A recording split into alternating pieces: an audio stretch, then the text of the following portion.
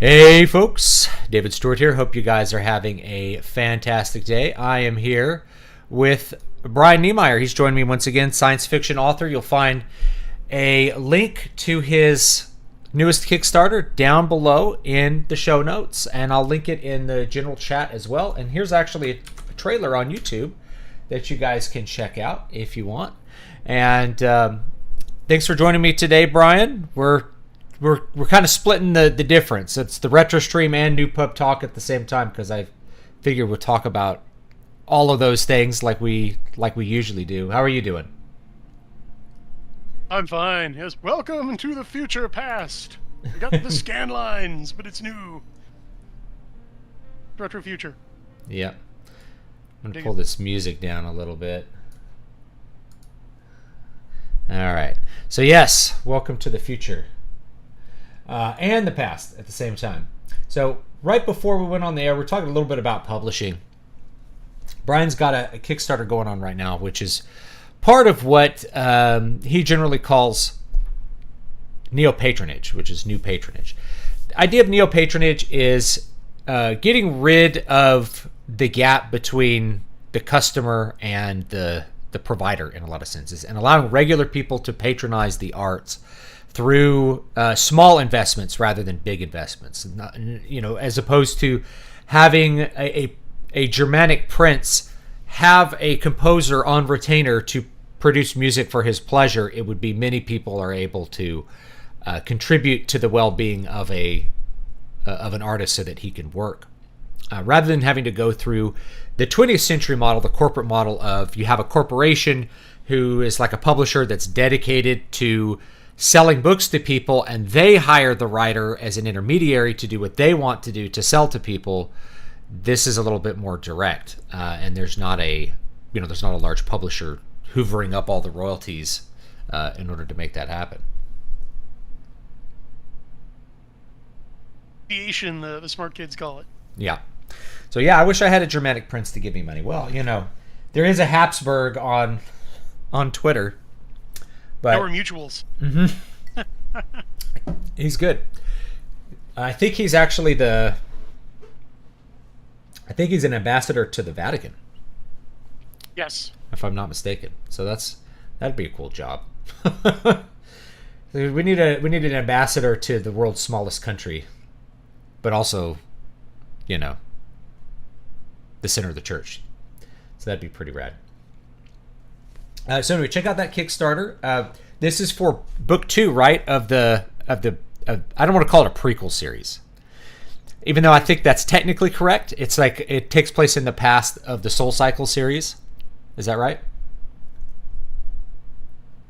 Your reticence is well founded because the other day on Twitter, I had a mutual ask me, so like I'm reading the Soul Cycle now, and I'm seeing references to characters and events from the Burn book. How long have you had this all planned out? And my answer, truthfully, was since the beginning.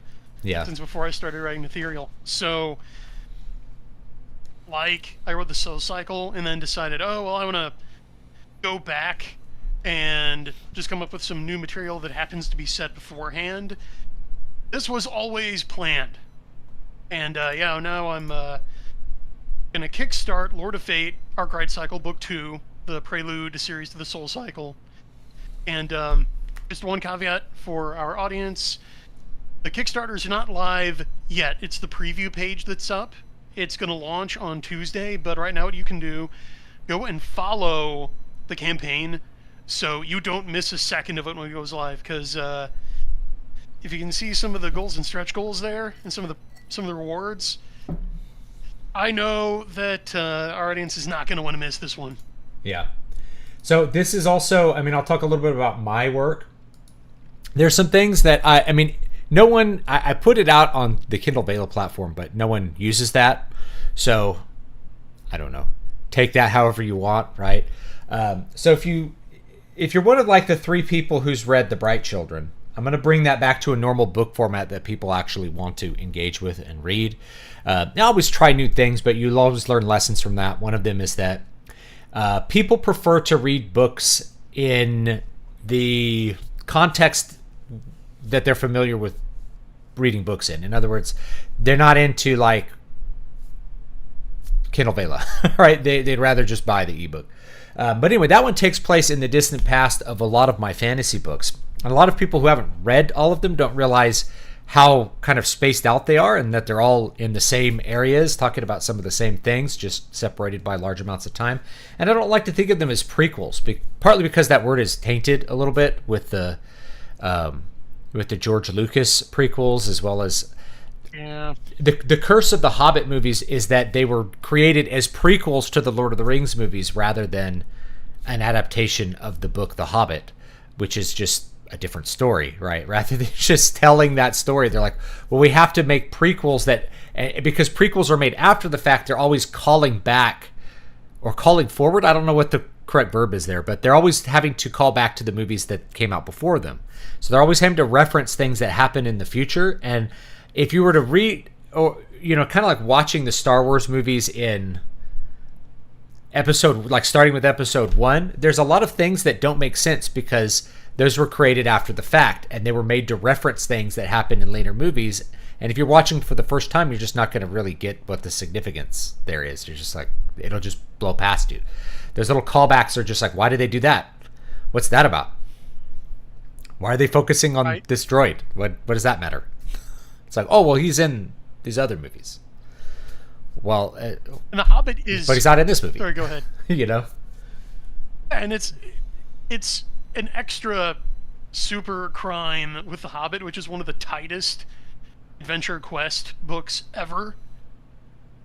Like, it's way tighter than Lord of the Rings, just as a standalone. Yeah. And they split it up into multiple movies. What? They did the reverse of what, you know. The Hobbit includes really nothing in it that isn't there for the purpose of the story. Now, I say that there are songs in it and things like that. Well, the songs aren't necessary. Like, well, I think the songs are a big part of coloring in the background, and they don't take up a lot of space.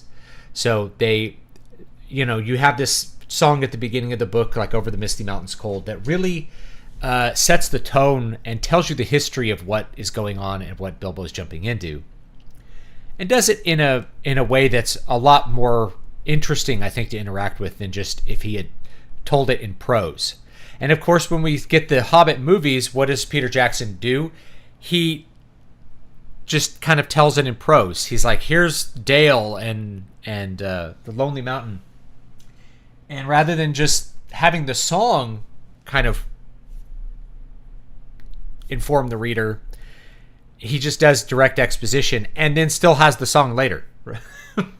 Yeah, he should have just done the song. That's why it's better. I like a lot of the fan edits. If anybody's ever seen some of the fan edits of The Hobbit, those are really interesting to check out, because you will have people who cut that whole bit out because it's not necessary. And I think Jackson did it because he did it in Lord of the Rings, where it kind of was necessary. And they're like, well, it worked there, so we'll just do it again here. But if it wasn't necessary to do it there, or it was bad to do it there, why'd you do it? Well, because you're having to follow in the footsteps of movies you already made. It undercuts the best parts of the movies. Yeah. Revision tip, everybody. Every element in your book should accomplish at least 2 storytelling goals. And if it doesn't, if it's only a unitasker, as Elton Brown would say, you either need to beef it up so it kills at least 2 birds with one stone, or cut it. And Jackson, or more likely the studio execs giving him notes on set, did not get that. Tolkien did. So yeah, the song does all the jobs that you mentioned, and Tolkien knew that because he studied epic poetry like the Kalevala and Beowulf. Like, he translated Beowulf. Yeah, he was a scholar in all of that.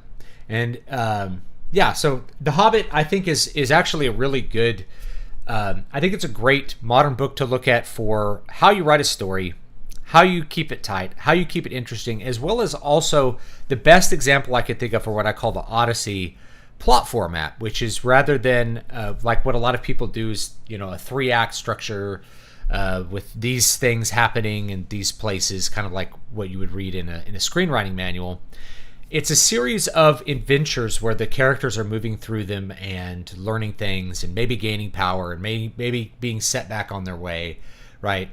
It's a great modern example of that, and there's very few books that follow that format that aren't,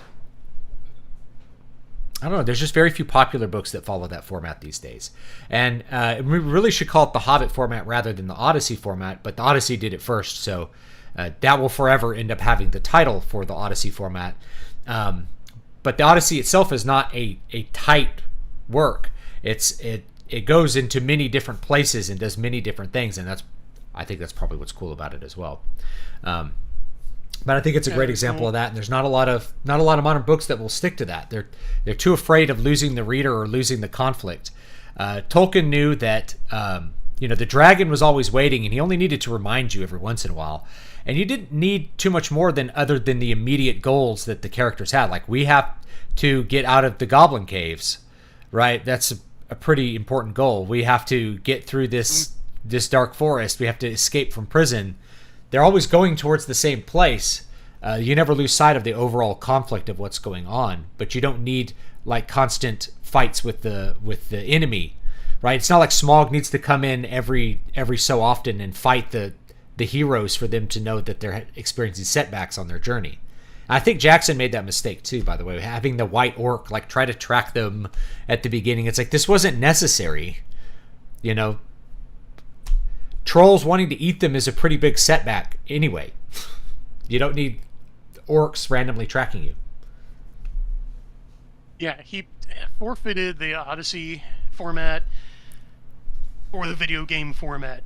Mm-hmm. And I know it's kind of cliche to say now, but just look at the river escape scene with the barrels and the elves. It feels like a PS3 era platformer or something. Yeah. My wife was so turned off by that scene. She goes, "What are they doing?" And I'm like, I don't know. I don't know what the purpose of this is. Well, it seems like if you had a bunch of Hollywood writers based on their manuals and how I've interacted with them, they would come to that point where like they're escaping with the barrels and they'd be like, you're losing story tension. Like they're safe now. That's you're losing story tension. So we got to do something. We got to have the orcs attack them, even though makes no sense, right? Like they added in a love story. It's like you got to have a B story romance. It's like you don't need that. You actually don't need that. I purposefully have written books with no B story romance. I've written some with a B story romance. Written lots without a B story. You don't need that. As long as your characters are otherwise motivated to do things, they don't need a romance to like, I don't know, give the girls something to think about. I'm not sure why they have to insert that into every single movie. Well, it's because, let's just acknowledge the room elephant, shall we? It's that Hollywood has been struggling for a long time, like even before Corona Chan. Wade Roberts helpfully points out in the chat, The Hobbit tried that 48 FPS gimmick, right? Yeah. That was back when, like, remember when 3D was the new hotness and that was going to be the future of movies? Now, I will say this about 48 FPS. Is like, I really wish I could go back and watch another. You can't get the 48 FPS version anywhere that I know of. So I can't now go and compare them and like be like, does 48 FPS really look good? But I know lots of cinephiles were uncomfortable with it. But I actually think other content that I've seen at 60 FPS and 48 FPS looks better than it does at 24, depending on what you're doing. Most things don't need that high a frame rate because they're not depicting extreme detail and motion. And I think what people became uncomfortable with was like, it feels different. It looks different. And when it came out, people weren't used to 60 FPS YouTube videos even. Like, that didn't exist. So it was really alien. It was really different to people. And I think there's always some mossbacks who anything that's a change, they're not going to like it. If it's digital music, they don't like it. If it's drum triggers, they don't like them, right? They like things to be analog and the way that they were and with, established trends and not trying new things. I probably think Jackson was maybe too far ahead of the curve thinking with 480 FPS. but I don't know. I can't really go back and compare it. I can only just remember it from back in time, and I remember thinking it looked really cool, but probably not necessary for most things. And I will say where you do notice it is certain kinds of action you really notice it in. And it's actually not like the giant fighting robots. Those become a blur of things, but it's actually panning shots. If you have a shot that pans from once, like the camera changes direction and you have the whole scenery moving, you notice the blur and the jitter at 24 FPS way more than when it's like smooth. When it's 48 FPS or 60 with a lot of content, a camera pan, you can see everything that's there with the camera pan. Whereas before, the camera would have to pan and then pause because otherwise you can't take in the details. And I guess the last point I'll make is if you notice George Lucas doesn't do that a lot. Instead, he does a bunch of wide shots. They call it what do they call it? Some people call it a documentary style, but wide shot, the characters are moving through a single frame rather than a bunch of tight shots that are switched between them. Because that motion of the camera is very, it looks bad in normal frame rates. Yeah, I'm not trying to throw shade at Jackson. Like I can appreciate him wanting to have some kind of creative outlet because it's pretty clear that the suits are breathing down his neck. So it's like, well, 3D isn't exploding the way we thought, so yeah, let's go for a higher frame rate. And the complaint I heard early on from some cinephiles was, well, it makes The Hobbit look like it was shot on video. Yep. Because you were right, like, the old curmudgeon's like, well, this is new and different. I don't like anything that's new and different. Well, like, television used to be 30 FPS. Mm-hmm. Okay? Like, look at an old Twilight Zone episode shot on video instead of film. That's one way you can tell is it's a little smoother than film, actually. Yeah, they called it the soap opera effect, right? And the soap opera effect is things look really smooth and really kind of present and real. It's also the way that they frame and shoot soap opera, so everything's really close up, and you can really and the camera's very still as people move. So you're able to take in all of those details. So it's different. It's definitely weird, right? People weren't used to smoothness. Uses documentary-style cinematography with soap opera blocking. Yeah. Which is why Star Wars movies don't really look like anything else from that perspective. But that's a good way of putting it. I think that's also why the sets look so amazing on Star Wars and why there's so much attention to that. The action in Star Wars is really good as well, and there's a lot of little tricks that Lucas and his company were able to do with that. But, even the prequels look really great because you're able to just look at an entire area and an entire scene and all the scenery that's in it. All those matte painting shots from back in the day, those are really beautiful to look at because they were still. It was like looking at a painting. Where the motion of video wasn't interfering with your ability to look at the objects in question.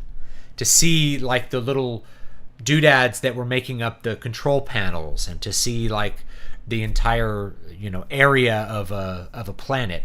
Those were all intentional choices, I think, by George Lucas to really show the things that were there. Well, kind of. Little aside to springboard off what you just said, I was talking with my buddy Wes of Generation Video Podcast, who is a huge Star Wars fan from way back, and he was telling me that one reason, or kind of like the acting woodedness in the prequels is, one, they were just shooting everything in front of blue or green screens, so the actors like didn't really have any scenery to bounce their performances off of, and even Lucas didn't know in a lot of cases because, starting with Phantom Menace, because they were doing everything digitally, sometimes the backgrounds weren't done before they started shooting. And so there's footage of him just telling the actors on set, like, okay, well, like, there's going to be, like, this big desert arena or this big alien water city behind you. So just, like, try to visualize that. We're going to fill it in later. Yeah, they used to do that with sound too, and like I remember Mark Hamill saying, it's like I would talk to this to this, object, to like a robot, R2, and then I'd hear George go, like whistle off the side. And like he had to interact with, it's like, it'd be like 5 seconds later, I hear George go, okay. It's like, we're going to put in a whistle here. I think noise canceling took out your R2 whistle, at least on my end. So yeah, anyway. And then they would go and put all those sounds in later. So it really, you'd have to be kind of creative when you're acting even back then. And I like the horrible Jabba scene they put back in the special edition of Star Wars 77 was originally an actor, but George he imagined that he could take that actor out and put in like an animatronic or something, and then that wasn't feasible with his budget, so he just cut the scene and replaced it with like, we'll just blow up Watu. We'll blow up the alien guy, and that's a way better scene anyway. A good example of like, you put limitations and sometimes you end up with something better because limitations force you to be more creative in a lot of ways. Most people don't realize that. It's a big deal with music. It's like choosing what your limits are on your music will force you to be creative within those limits and figure out how to maximize the space. Whereas if you don't put any limits on yourself at all, you can get somewhat lost or be painting too far outside of the boundaries of what you originally set out to do. Yeah, a great example. Possibly my favorite guitarist, Robert Fripp of King Crimson. Yeah.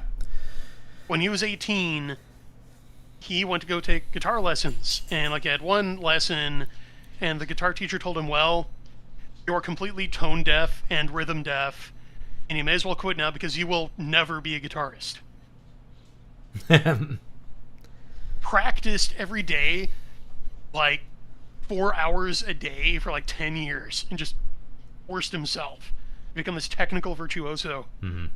And he was also extremely innovative. I mean, King Crimson is a really awesome band to listen to, but also to figure out what they did, because they would use technology as it emerged. They're like, what can I do with this? And like, what's the practical limit of what we're doing, to the point where we have an idea in guitar called Frippertronics, where what Fripp would do is he would be like, oh, well, here's this tape delay machine someone came up with.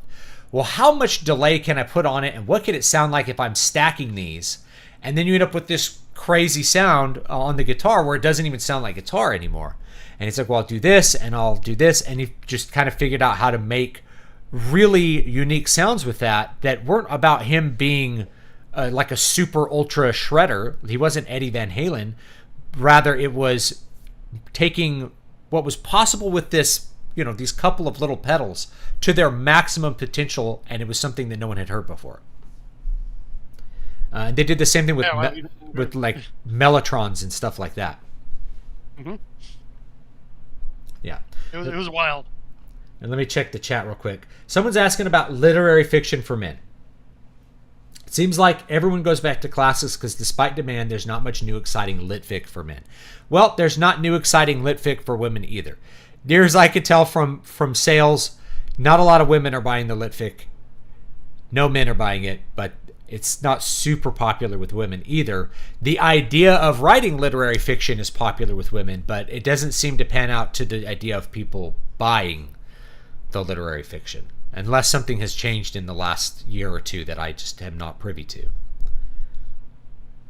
I should ask Pulp Archivist, who's here in chat, has litfic ever been popular, or was it just kind of pushed from the top down by frustrated litfic authors in New York who were just nepo babied into editorial positions and then just started vicariously signing authors who were writing what they wanted to write? Because that's what it seems like happened. Yeah, I'm not sure. Looking back on the history of publishing, when I wrote the whole thing on the corporate period in the arts, there was this artificial disconnect that started happening during the corporatization process in the early 20th century, where there was this idea of literature that as being somehow separate and distinct from pulp literature. Right? Like if you were writing mysteries, that was genre literature and was garbage for babies. And our literature was super serious because it was about the working class or something, right? Yeah. It was kind of an academic top-down thing, near as I could tell. And if you go back to the 19th century, those distinctions don't really exist. In fact, most of the stuff that you study that's 19th century literature was the pulp of its time. You know, like Charles Dickens was an incredibly popular author. So to put Charles Dickens in the literature category is kind of to ignore that he was operating within conventions that were clear at the time, even though the genre system hadn't really developed out of literature yet.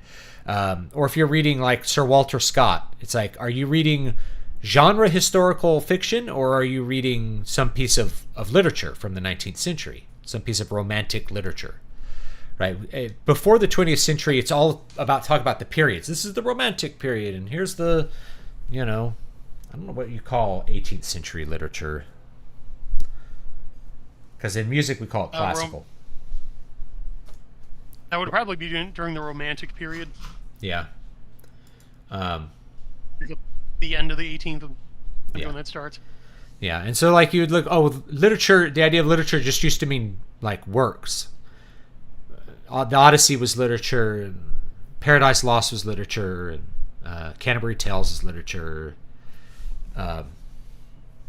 Didn't have this like distinction, but you kind of had to have this distinction artificially so that you could have some area to be like super serious in, as though you couldn't be serious within a genre. That's always been the complaint I have. Same thing with music. They created this term art music in the 20th century to basically denote music that wasn't popular, that was made by like academics, something like Stravinsky rather than Louis Armstrong. It's like, can you not be serious and produce powerful, meaningful art in a genre? Like, I don't see why you can't. But that was the prevailing attitude.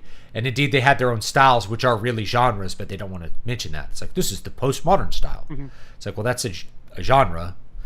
Why is that the only genre that's taught at the university system? Because it's art. It says top down, any cool genre gets pushed out. Yeah. Like, he and I were having a discussion about The Great Gatsby, which got me in a bit of trouble on Twitter. But everybody forgets that The Great Gatsby was a disappointment when it was first released. It sold only around 100,000 copies, which back then was meh. Yeah, you have just to pause here. 100,000 was still like okay sales, but you don't realize that like the main form of entertainment in the early 20th century was books. People didn't have radios, but they would buy dime novels, they'd buy magazines, even comics. They'd buy all these things in huge amounts. They were cheap and plentiful. Yeah. And Fitzgerald was hoping it would make his career, and it objectively didn't. So he actually died thinking he was a failure. And it wasn't until World War II when the U.S. government assigned The Great Gatsby to be read by GIs that got popular. So it was a government program. Yeah, I remember something about that too. Like there was other books that they would give out to soldiers. Now this was actually, I think this was part of a book written. I can't remember it now. It's by a former Army general, basically about the business of war, and he's like, war is amazing business because you can get the army to buy anything. So we bought all these mosquito nets, even though there's no mosquitoes in France. We bought 9 million pairs of shoes, enough for every soldier that we put in Europe to have like 3 pairs of shoes. And how many soldiers have you talked to who didn't have but 1 pair of shoes and it was falling apart? Where did the other shoes go? We don't know, but they were bought. And he had the same thing with books. It's like we bought all these books and shipped them to soldiers so they have something to read. We bought, all the things that the military would buy. It becomes an easy way to do business because you don't really have to sell to a customer. You could sell 9 million things to one customer. Is easier and more valuable, certainly, than trying to sell 9 million things to 9 million customers. As a captive audience. Yeah. So, hey, what's up, Adrian? Hope you're doing good. How much of Oh yeah, go ahead. You go ahead. You finish your thought. I'm reading something. I just had a quick thought on that. Like, it's insane how our world we live in today was shaped by World War II in terms of consumer brands, because M&M's, Coca-Cola, Hershey bars, Nestle Toll House cookies, The Great Gatsby, like, all of those were products kind of tested on the army as a captive audience of guinea pigs who then got hooked on them and brought them back home. Yeah. Well, that I can't even think of it. There's actually a story with the reason American beer sucked so bad, or sucked for so long, like, quote, domestic beer, like Budweiser and Coors and that kind of stuff. So Americans used to drink real beer, but then beer got outlawed. Now, when beer was outlawed, it was a lot more profitable to sell whiskey and, distilled spirits, because you could, obviously a distilled spirit is easier to transport and is far more valuable versus brewing beer. Even though all whiskey starts kind of as a brew, you start it as a mash and then you distill it. So the entire knowledge for making beer was just lost in the 1920s because of prohibition. When they brought it back, people weren't accustomed to drinking really much of anything other than spirits, and that on occasion because it was so hard to get. And it wasn't super hard to get alcohol, but it was harder to get alcohol than it was certainly in 1915 when you could just buy beer.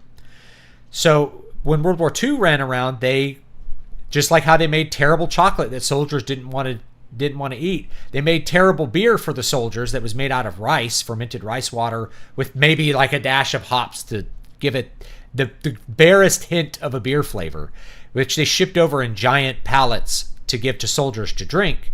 And they came back drinking that beer. They came back drinking Budweiser and Coors and these really watered down 3.5% alcohol rice water beers, which you cannot, they're really malt liquors. You legally cannot sell those drinks as beer in Europe, is my understanding, because they are not made out of barley and hops. They're made out of rice. And when I lived in the Central Valley, I believe it was the Coors plant. There was a Coors plant. There's also a Budweiser brewery there somewhere too. But anyway, the Coors one, you'd go by it and they'd have these giant vats and you could smell them and you could smell it being made. And they bought some large percentage of all the rice in California every year to make beer out of. So the beer wasn't ever, they could have made it out of wheat. They didn't. They could have made it out of barley. They didn't. They just made it out of rice because rice was just the cheapest starch that you can throw some yeast into to make some bubbly piss water. And that's how people ended up drinking in America garbage beer. Is the U.S. military shipped it over in giant pallets for soldiers to drink as a morale booster. It's one of those the beatings will continue until morale improves scenarios.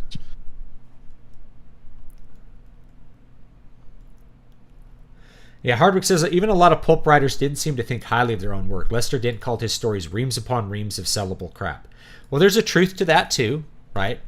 Not every pulp writer is Robert E. Howard, right? Lots of pulp stories are forgotten because they were written very tightly to, either genre expectations or very often to be titillating. There was a lot of titillating literature that happened in the first half of the 20th century that time kind of filters out. We forget about the stuff that's lame, and only when you go back and you go read some of the original magazines you realize that a lot of it in there is really good, and a lot of it is just kind of schlock that was out there because people, we need a space story for this month, so write something where they're in space, and it's a little space romance for a couple of pages. You know what I mean? War is a Racket by General Smedley Butler. That's it. Thank you, Raul. Raul Neonzi knew exactly what I was talking about. War is a Racket by General Smedley Butler. Right. This is the guy he talked about just what a gigantic business it is for everyone. Everyone can get in on it. You need to buy all these wool uniforms. You don't need wool uniforms. It's the same thing with there's actually wool tariffs. Why do we have wool tariffs? Because we got to protect the domestic wool industry in case there's war, and we need to make wool uniforms. It's uniforms haven't been wool for a long time, outside of some specific Navy applications, is my understanding. Yet you still have it protected. Was it? I've heard it said it was Ronald Reagan who said that a government program is the closest thing to immortality on Earth. Yeah, JR Crash says we didn't get beer in Afghanistan, just cheap ass energy drinks. I'm like, I'll take the Monster energy drink. That's always the joke. It's like, what do you can only take one thing on your next deployment, and it's like, are you taking the cigarettes or the Monster energy drink?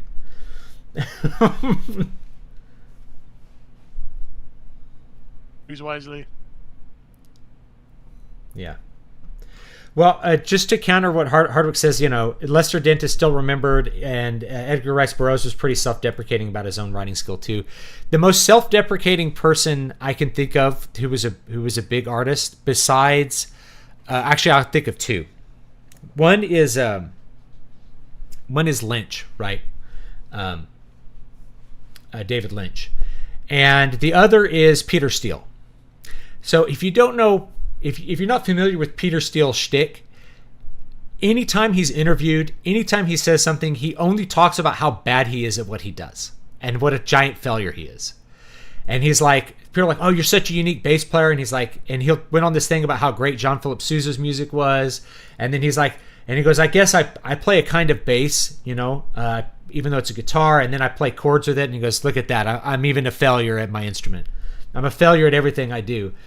And it was kind of a joke. You had it as a kind of a tongue-in-cheek, but for him on some level, it was actually a bit serious, because he could always see what the potential for what things could be, and then he's like, oh, I guess we have to do it this way because I just can't do it better. And yet he's remembered as like one of the greatest like rock frontmen and bass players of all time. A pro tip, everybody. You're not him. You're not David Lynch. Don't be self-deprecating. Yeah, you're not going to sell. Okay, so yeah, let's take a step back. You're not really going to sell copies of stuff by being self-deprecating, by saying I'm bad at stuff, right? If you're going to sell something to somebody, you need to sell them on why it's good, right? It's just that was this weird attitude with a couple of these guys that are super well known, as they had they just always saw the flaws in what they were doing. They saw the limitations of what was imposed upon them, especially Lynch with something like Dune. I think that original Dune movie is so cool on so many levels, but he considered it one of his greatest failures because it fell so short of what he thought was possible that it was a failure. I'll get a bit metaphysical on you. One consequence of the fall, okay, is that our sensible appetite, our perceptions are damaged. They have a harder time of immediately and clearly grasping the true and the beautiful. So whenever we look at or perceive any created good, first thing we're going to see are its imperfections. Yeah. Like, that's where buyer's remorse comes from. Uh-huh. Yeah, that's I completely agree with that. And it's something that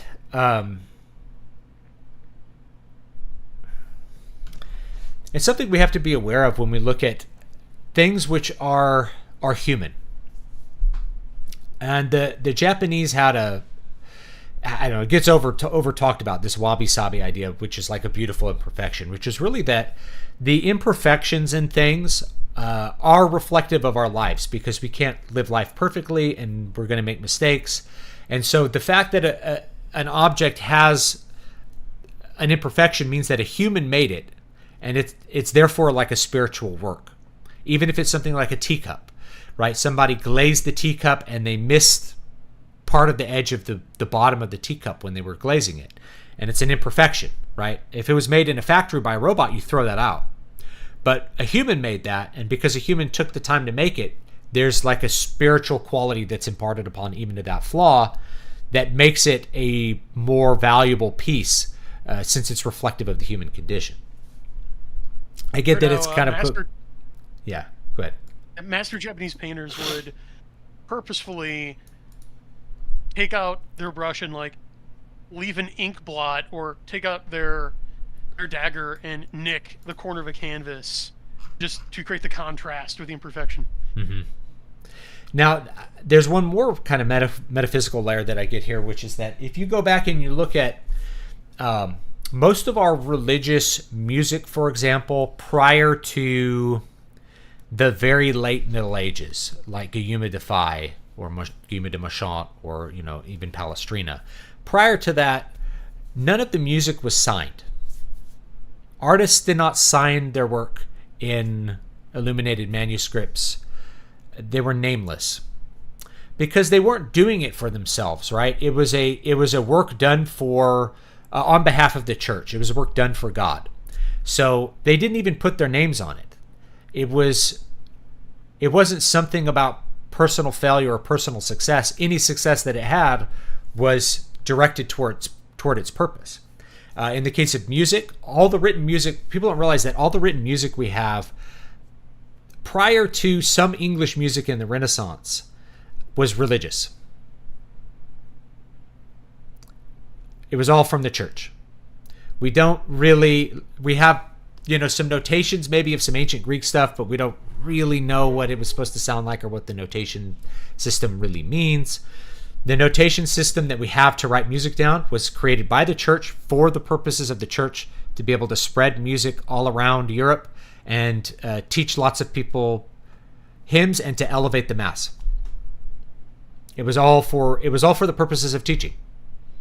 It wasn't for our own glory, our own desire to create something perfect so that people will like us. They didn't sign their music for that reason. It wasn't about that.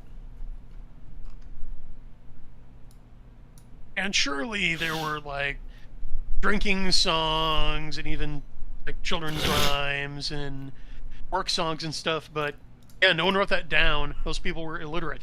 Yeah, and they didn't. Clergy could read and write. And they didn't really care about preserving that. It wasn't about spreading it. It's like, here's this great, here's a great polyphonic piece that I wrote, and it's really beautiful, and now I'm going to write it down, and we can spread it around, and maybe someone else can perform it. It really was a completely foreign attitude to a lot of us. And there's even an attitude with music composition in the East that I think is worth considering too, where many composers, rather than trying to write something original from whole cloth new, it's taking something that's traditional and recomposing it. And that's the art of composition, is taking what is traditional and adding new variations to it so that it has a new context and new experience within that traditional melody or traditional harmony, traditional music. So the composer aspect of it is this smaller corner. It's closer to like what a jazz artist does with a standard than it is to what we think of as modern composition, where you start with a big blank page and you start writing notes and out comes music or something like that. You know what I mean? Oh, totally. One place that my mind went to when you were talking about that wasn't in the field of music, but the Eastern approach to literature, to bring it back, because it seems they have much the same tradition there. I mean, think of all the times Journey to the West has been adapted as a movie or TV show or an opera or even a video game. Like, I don't know if anyone out there watches Game Center CX. It's this Japanese kind of Let's Play series. It's actually done by Fuji TV. It's been running for like 20 years now. And they go back and try to beat like 80s and 90s video games. And he has to have played like 20 different versions of Journey to the West on the Famicom and Super Famicom, including every Dragon Ball Z game, because Toriyama, Goku's a Monkey King, etc., etc. So they've got that idea of like, okay, here's like the matter of China or the matter of Japan. Here is the deposit of culture, and we're not going to presume to reinvent the wheel. Like, it was good enough for our ancestors, it's good enough for us. Like, what's for us is to put our spin on it. Yeah, and I appreciate that, and I think you can look at that with a lot of what you do with even modern literature as spins on traditional ideas, traditional themes, right? You're not inventing new themes for the most part. You're not necessarily inventing new plot formats, right? In a lot of cases, you're not really inventing new settings. Most science fiction settings are still variations on a theme. Most fantasy settings are variations on a theme. It's what you put into it that's you that makes it a special work. I do want to read something from Rawl. The larger story here is that I suspect there's no such thing as an organic success in terms of pop culture. Now that's something that I've mused on in my mind many times, because there are cases where I think success has been forced from above. Certainly 1997 music is an example. There's, Nickelback and Creed are jokes about how bad they are because, well, why were they selling millions of records if they were so bad? It's like, well, they were the only thing on the radio. That's why. But if I look at something like Harry Potter's explosive success, I don't think was predicted. I think Harry Potter was buying a ticket to the lottery, and she won the lottery because of the quality of the product, as well as the time that it came out and everything else. A bunch of other little things that we can't quite quantify. But if the publishers had wanted Harry Potter stuff to be successful, everyone would have been doing it in like the year 1998 or whatever. But that wasn't the case. So there's always some explosive element that happens there. Star Wars was an unexpected success. However, George Lucas still got funding to make it. So he still had a ticket to the lottery. The question is how you get the ticket to the lottery for those big cultural successes. The internet offers maybe more possibilities, but I don't know, I mentioned this before the show. I see it being more difficult in the future because of the saturation of everything that's going on, especially saturation by AI. Well, it's going to be difficult or impossible to be another J.K. Rowling or Stephen King or like Lee Child or Dean Koontz or even Brandon Sanderson. Although if you look at Sanderson, who really has the inside track here, I think he's a new model of like the top of the pyramid in what's coming. Is, like you mentioned before, not only have I embraced Neopatronage, I mean, so did he, and he made a killing with it. So it's not either or. Like, he got the ticket, like he bought the ticket and did great, but then parlayed that into force multiplier through crowdfunding. So what we're looking at here, to take a step back and break it down, is a few intersecting phenomena. So there's talent, like, of course. Then there's black swan events, which I'm sure you're familiar with, right? Like, events that have causes, but they are so complex we cannot possibly map all of them out. So they're unpredictable and not repeatable. So that leads into ideas like the Hollywood formula, or all of the Harry Potter clones and Star Wars clones that came out. I mean, look at like Battle Beyond the Stars or Galaxy of Terror from the late 70s, early 80s. They're missing the point of what Star Wars is about. Yeah. And at the same time, in the post-World War II, up through Ground Zero years, yeah, like you said, you had the gatekeepers, you had the infrastructure, and the monoculture, wherein when a black swan did come along, the folks in the corner offices could jump on it and exploit it to the utmost. And as guys like J.D. Cowan in chat would point out, dudes like Rick Beato, the legendary session musician and producer, have pointed out that, well, like, the record industry doesn't have that kind of muscle anymore. Hollywood doesn't have that kind of pull anymore. Old pub doesn't have that kind of reach anymore. Right? So the problem we're running into is discoverability. That's the last thing I'll say on that. It's visibility. Yeah. Well, I see another problem. Before I get to the other problem, which is, it's basically the same problem, discoverability. But I do want to say, like, I have an article that I think is going live tomorrow on the Good Boomers, right? And the blockbuster movie, the turbo best-selling book, the like 20 million multi-platinum record, is really a boomer phenomenon. It peaked with the boomers as they were producing those things, and as they wane, it wanes. And it's not them getting old that makes it so that you can't do bestsellers. It just went along with their it just went along with their lifetime. They were the ones who were producing the gigantic hit records in the 70s and 80s. And then when it went to the 90s, there was a big switch over in the 90s where baby boomers kind of stopped being the cultural force. And what we ended up with instead was we ended up with the Gen X and younger folks splintering things into millions of genres with the internet so that nobody could be another Michael Jackson. It's just record companies don't have the pull anymore, and there's no unified culture anymore. And something else that I will talk about in the article is that similar to how baby boomers produced lots of sociopaths, they produced a lot of artistic rebels. That is, people that were willing to do new and exciting things like Robert Fripp and push boundaries, but they did it within limits. And so pushing boundaries within the limits of what is an established way to do something creates really popular products. And as we get further away from that, it becomes more and more difficult to produce those popular products. Prog rock is a perfect example.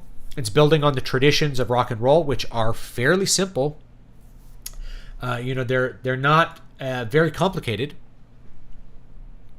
but they're pushing them in those boundaries. They're not doing what Milton Babbitt did, which is like serializing music, right? But they are pushing rock and roll format with its chords and its kind of standard harmony into new areas. They're getting more jazz harmonies. They're getting more complex arrangements. They're not abandoning chords, though, like what the modernists did in the first part of the 20th century. They're not saying we're going to do away with chords. Doing away with chords turns out is not very popular because people like chords and they like that, but taking what is established and pushing it into new creative directions has the potential to produce some explosive popularity, whether it's Michael Jackson or it's Jaws or Star Wars, right?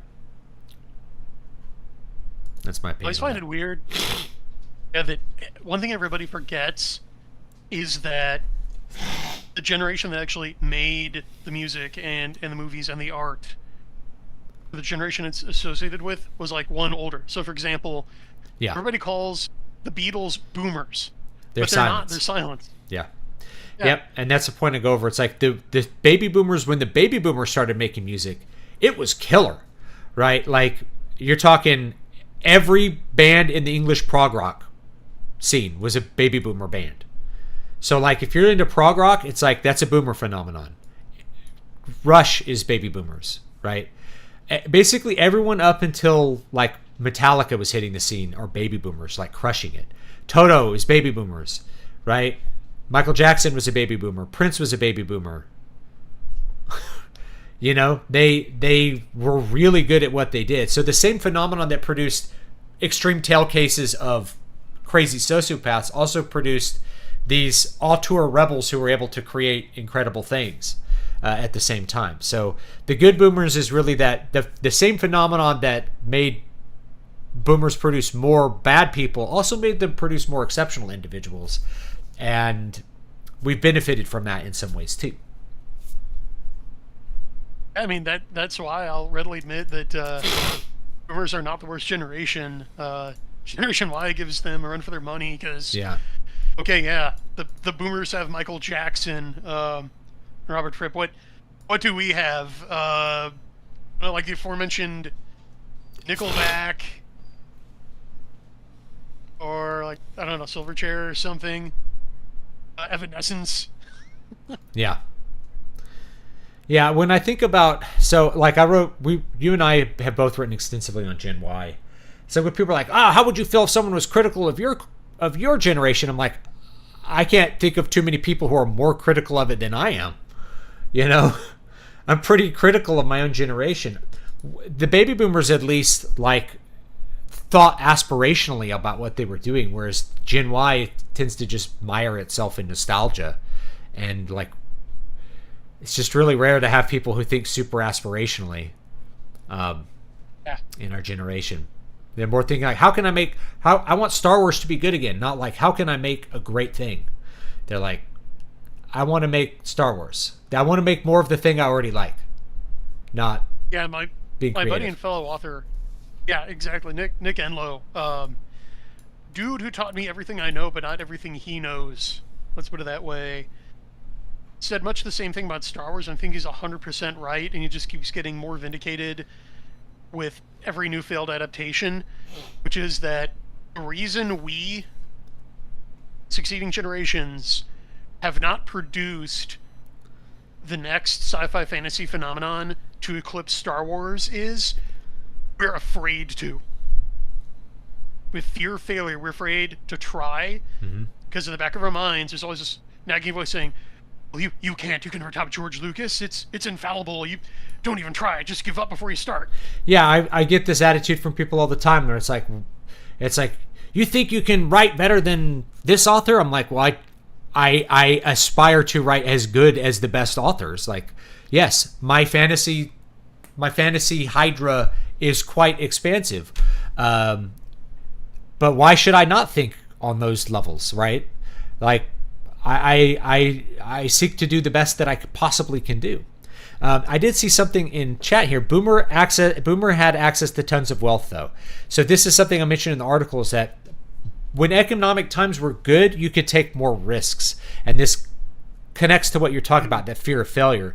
It's really hard for millennials to take risks because they're paying $500 to $1,000 a month on their student loans.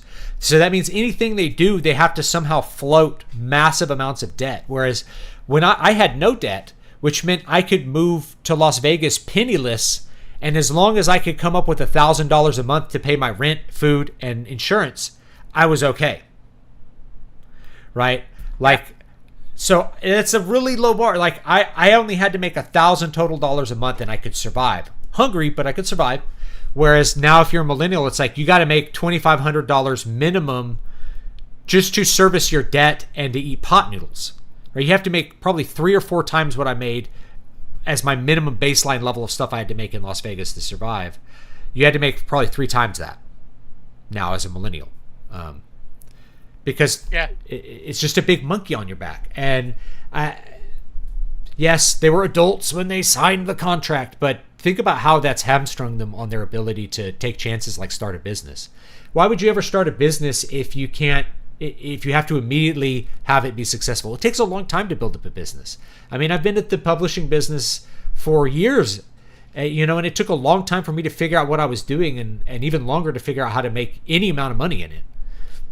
So imagine trying to do that while you have to service huge amounts of debt. It's very difficult. But failure is a luxury of the wealthy. Yeah. And like the boomers could get their 3 strikes or more before they were out. Millennials, you can totally screw up your entire life forever by making one financial mistake. Yep. And they're aware of that. Yeah. And they're aware of that. And it's like your only get out of jail free card would be bankruptcy, but that doesn't get rid of your student loans. So no matter what, like I said, they know it because most of them did make that mistake and they were screwed for life. Yep. You sign on the dotted line, you are an indentured servant for the rest of your life, maybe. Possibly for the rest of your life you will be an indentured servant. And you and I have talked about... To answer... Yeah, go ahead. Really quick, to answer the tongue-in-cheek objection you made. Like, well, your grandma was a grown adult when she signed away her life savings to that smooth-talking con artist. Yeah. So I guess we better not prosecute him. Yeah, we've talked about student loans many times. I feel like a broken record talking to a lot of people on it, and I think it's just a lot of people have been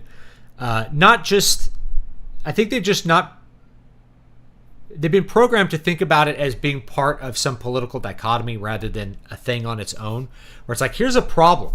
Like, maybe we could come up with solutions for that problem.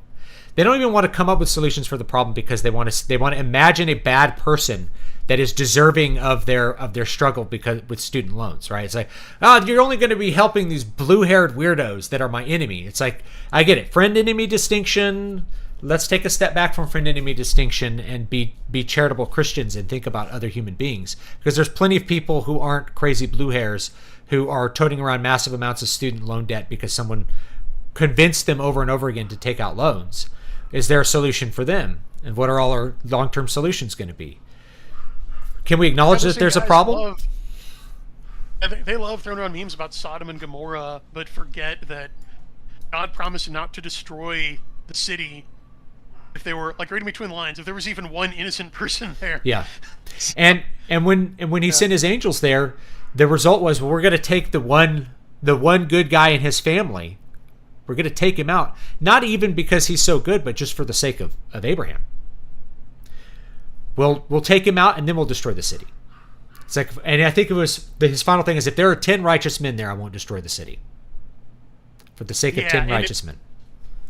Yeah, and if you look at that particular Hebrew, like, literary convention being used there, the implication is that they would have kept it going and God would have saved it for the sake of even one righteous person, which is why he gets Lot and his family out. Mm-hmm. Yep. But yeah. Yeah, it's a good... And the other, I'll just bring that one up too, is like, there was much cry going up to heaven. I'm trying to remember the exact words, but anyway, you'll get the idea. People were praying to be delivered from the tyranny and evil of Sodom and Gomorrah. It wasn't like a judgment that came out of nowhere. People were asking for God to intervene. And he did.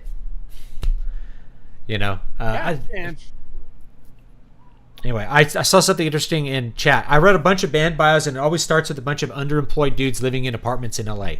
That rent would be completely unaffordable now. You could do this in Fresno in 2005. You couldn't do it in LA in 2005. You certainly couldn't do it in LA now. When I lived in the LA area, my rent was $2,200 a month for 900 square feet.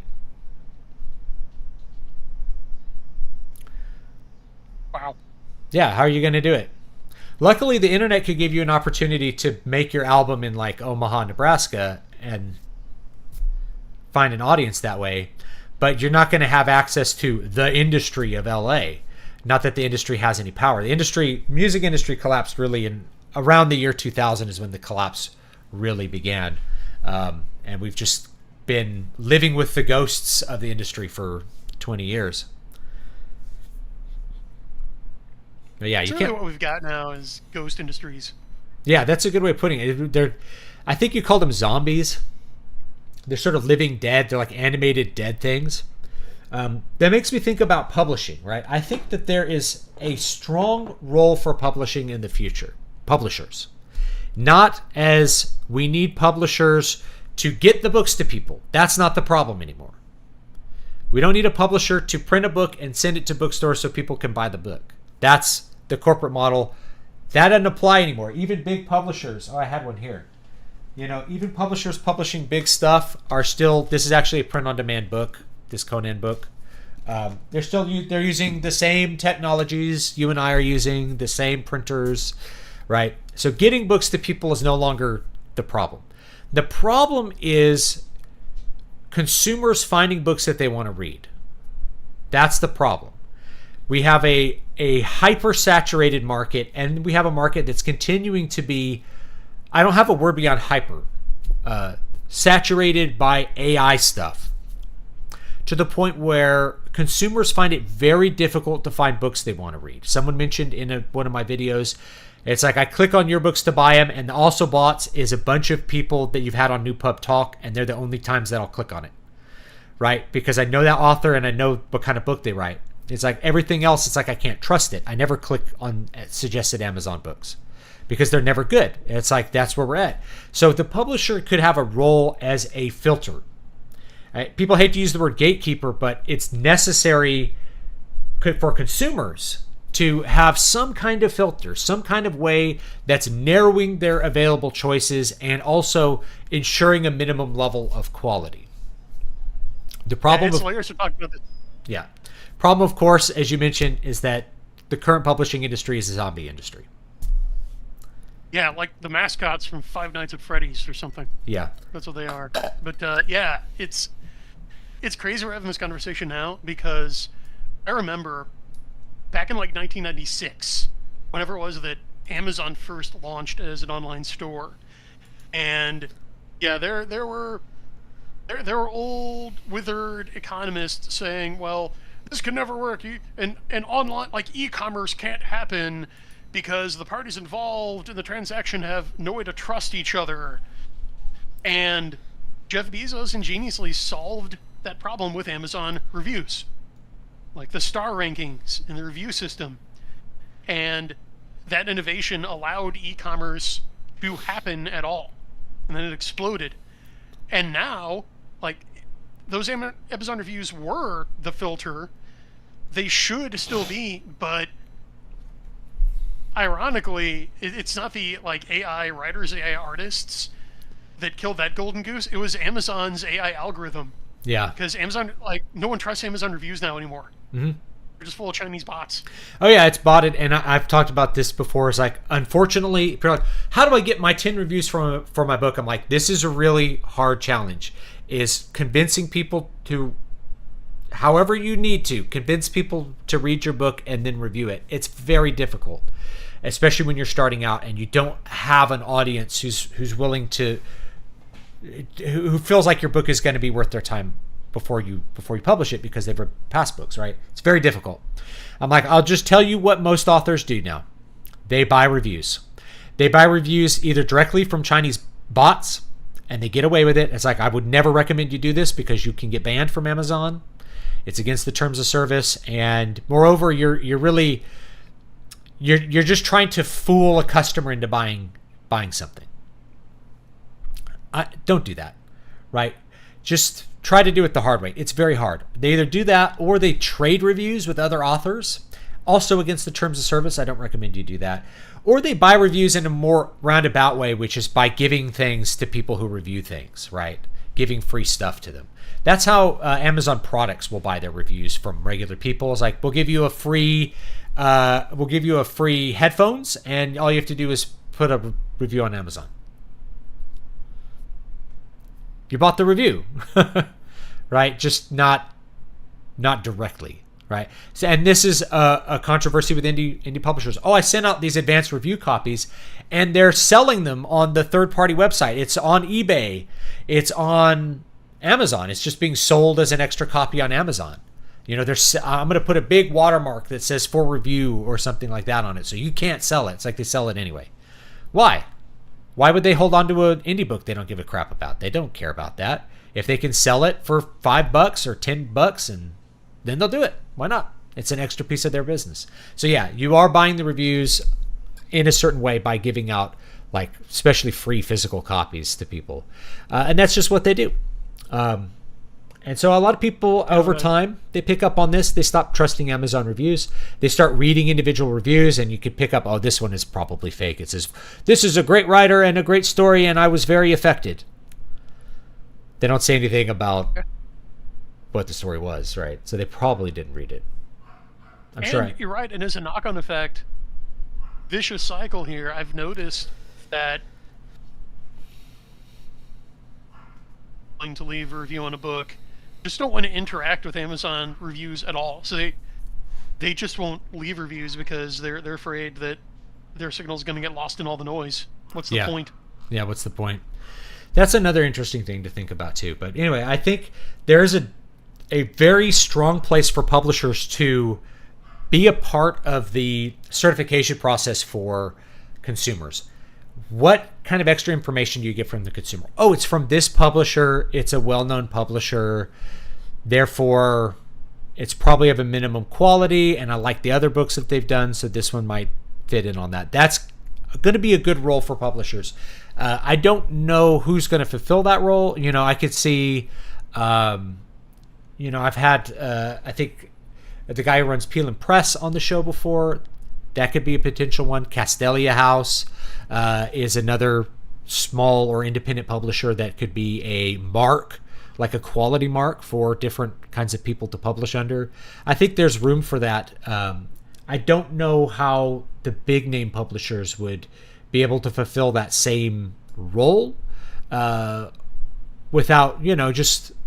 In fact, it would be really easy for them. They just kind of need to up their game a little bit, They just need to have better books and better writers, I guess. Well, You know what the main challenge to that model is, don't you? It's switching where the brand is. Yeah. Because in every creative endeavor, the artist, like, no one says, oh wow, I'm gonna go see this Universal movie sight unseen, or this Interscope record from a band I've never heard, or like, I'm gonna buy that Macmillan book. It's I'm gonna buy like the new Tool album. I'm gonna watch the new David Lynch film. I'm gonna read the new Stephen King book. Now, Yeah. yes, and I await the exceptions in the comments. Oh, well, about the MCU and Bane. Yeah. And, oh, okay, yeah. Exception proves the rule. Yeah, there's things like brands like BattleTech and things like that. But I think I could see, I mean, I could certainly, if they did it correctly, I could see something like Tor being a publisher that people would be like, oh, here's a new book from Tor from an author I've never heard of. It's their first book. And it's like this. They're more likely to pay attention to it.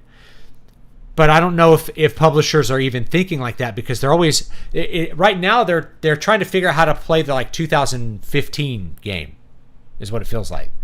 Oh, we're getting our game on with this 2018 like approach. It's like 2018 is already dead.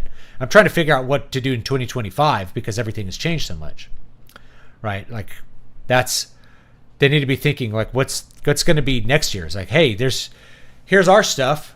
It's not AI. It's not this. So that's why you know it's going to be good. It's from us. We vet our writers. We edit their work. We have cool artists that make the covers. Like Tor could absolutely do that. Same thing with Del Rey or any of these other like imprints. They could actually be a Nintendo seal of quality that actually seals quality. Do you know what I mean? There you go. Yeah.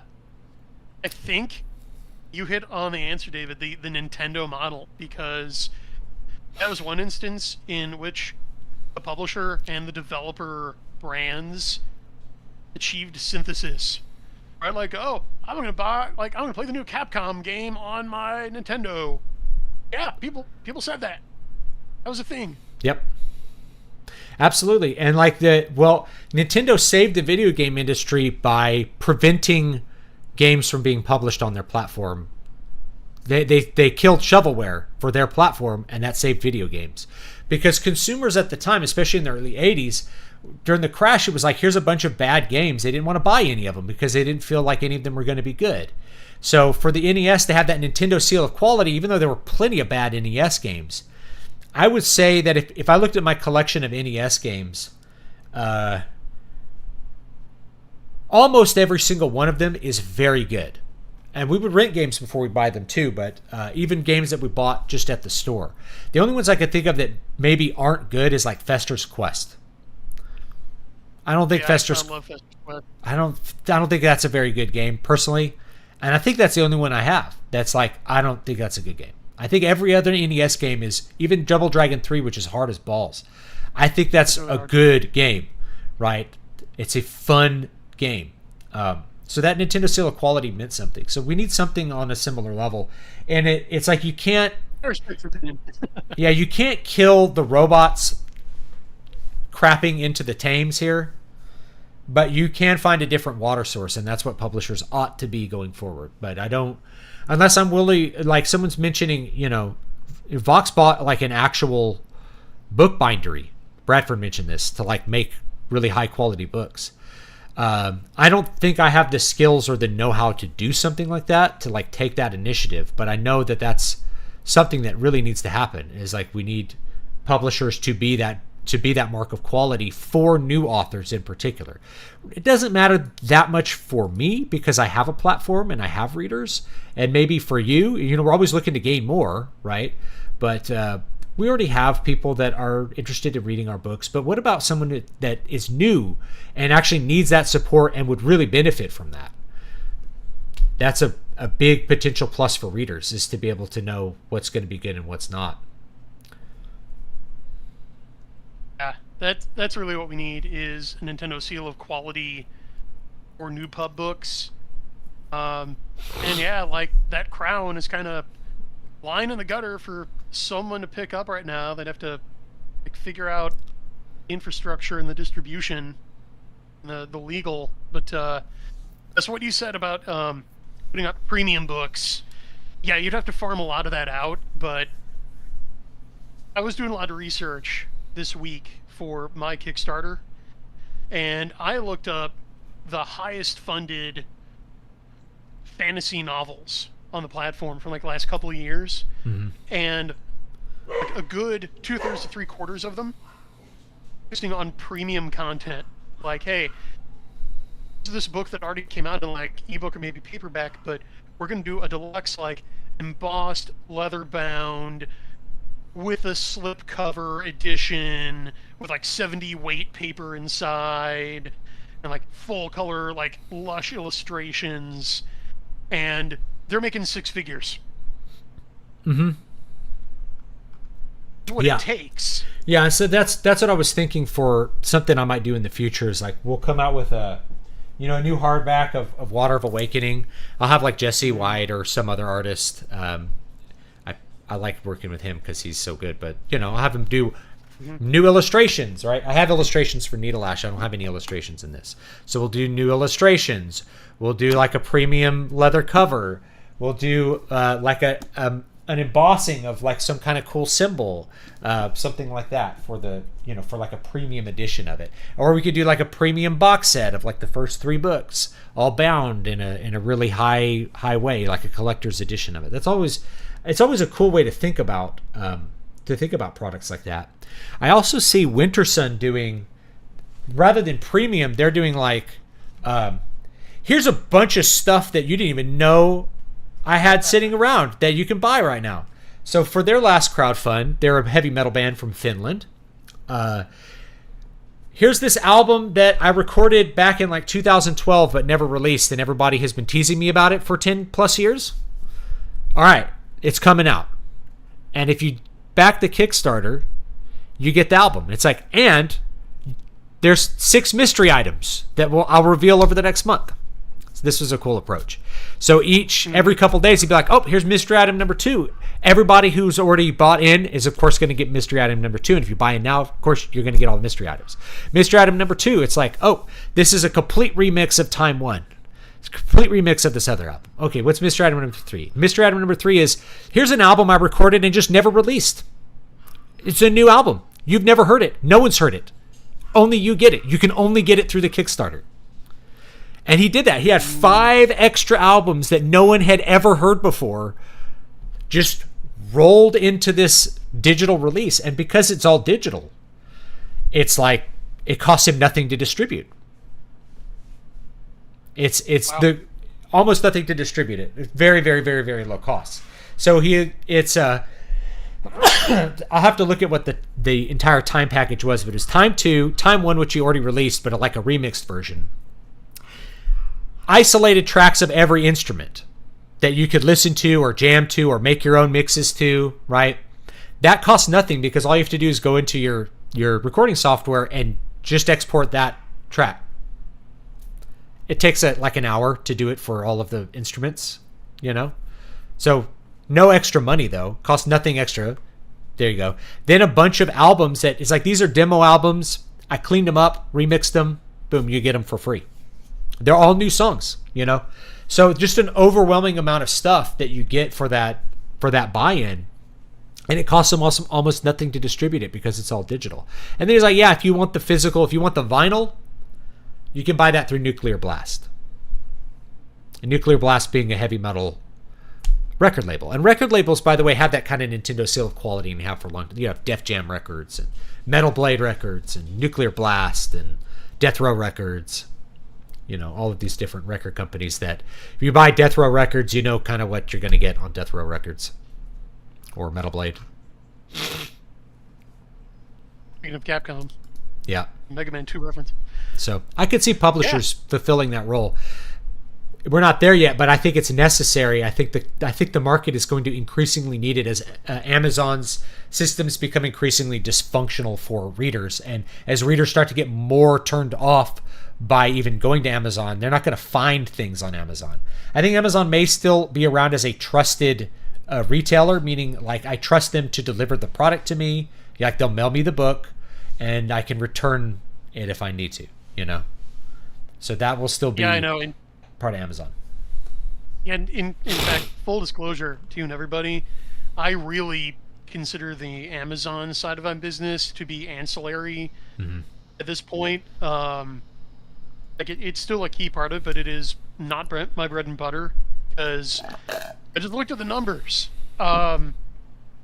Remember how back in 2013, all of the indie gurus were telling authors, hey, you don't need to get on the rejection query carousel with acquisitions editors and agents just to have a publisher give you a $1,500 advance that you've got to earn back 15% of the time while they pocket 85% of your sales, and then you have a 50-50 chance of never being asked to write a book again. Or you can go over to Amazon and get paid 70% royalties instead of 15%. Well, what a lot of people miss is Indiegogo and Kickstarter only take 10%. Yeah. And it's a platform that's still populated by people. There's not a bunch of AI. There's not AIs making Kickstarters yet.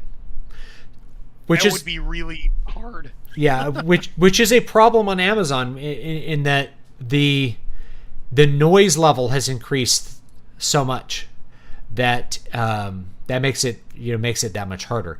I bring up AI not because it's competition, but it's noise that interferes with your ability to sell things, and it has the potential to destroy the marketplace. Imagine you have a bookstore.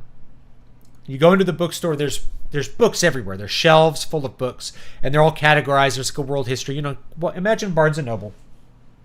As you go through, you're drawn to areas that you think will have books that you want, and you can look at the books and see them. Now imagine as you're going into that bookstore, there's books falling out of the ceiling and landing on the floor. And eventually there's so many books falling on the ceiling and landing on the floor, you can't even see the bookshelves anymore. There's just mountains of books just piled up randomly. Are you going to go in that bookstore to find a book? No sane person would look at that and be like, well, obviously because there's piles of books. This is my dream. There's so many books. You don't have unlimited time. So people are going to look at that and be like, there's no way I'm going in there. I'll never find a book that's good. That's the problem with Amazon right now is like expecting Amazon to be the way for people to find your book that's 2015 thinking. Maybe 2012 thinking, right? If we're being realistic. But it's thinking from now a past era where it hasn't been completely saturated with robots throwing books in at maximum speed. Going, I hope somebody buys this because it cost me nothing to put it up here. If 2 people buy it, I've made a profit. Yeah, discoverability on Amazon is now next to impossible times before, which is effectively spend more on Amazon marketing ad spend than you're going to make in royalties. Like just straight payola is really the only way to crack that wall, that glass ceiling, as it were. Somebody mentioned earlier, it's like people are still really interested in like the status or clout. Yeah, people are still chasing the status associated with the industry. That's predominantly authors, not like normies. But authors have this idea in their head, if they're pursuing status, that like if some publisher publishes their book, people will like them. And I'm just going to break that fantasy for you right now, is that people will be impressed with you for about 5 seconds, and if you're not likable beyond those 5 seconds, it was all in vain. Sorry, like real people are not going to care that much that you published a book. They'll think it's cool, but if they don't like you, then they're not going to like you no matter what you did. And indie authors do try to achieve that the only way that you can if you're not with a publisher, which is to try to sell a lot of books. And they'll even spend their life savings to market and sell books and lose money in order to say that they were a best-selling author. They're like, I don't care how much it costs. I want to be a best-selling author. It's kind of like buying a title. Yeah. Okay.